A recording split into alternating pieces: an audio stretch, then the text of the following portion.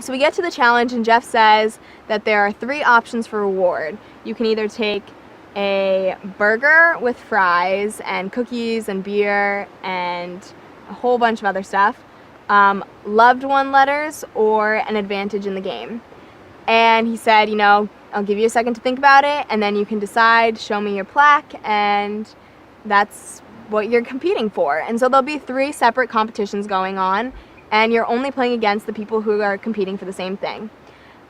So immediately I assumed that Ty would be going for an advantage, just because that's who Ty is. He's really out here to play, and he wants any advantage he possibly can in this game. And when it comes to these challenges that are a lot about will and a lot about, stamina and just toughing it out as long as you possibly can, Ty just exceeds. He does so well.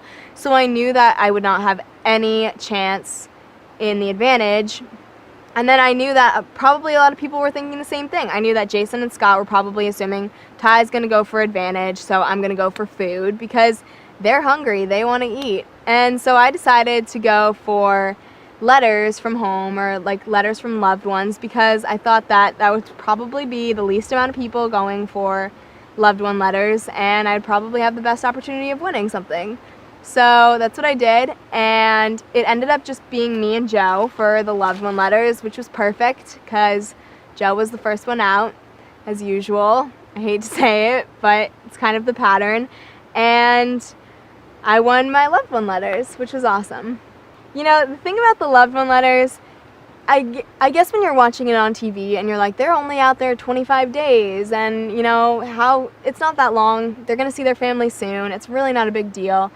But the loved one letters, when you're out here and you're playing this game, you kind of find people you can trust, but you know that you're really out here alone, and you really know that in the back of your head during the game, no one is your friend, and no one actually you can fully 100% completely trust.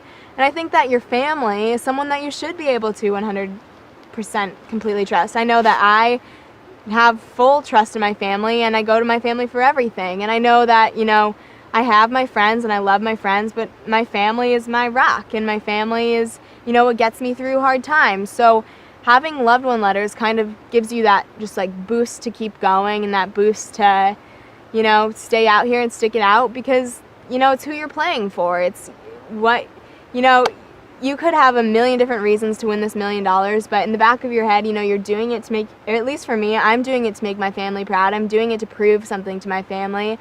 And, this $1 million, if I won, would benefit my entire family. So it's just something just to kind of keep you going and give you some more inspiration.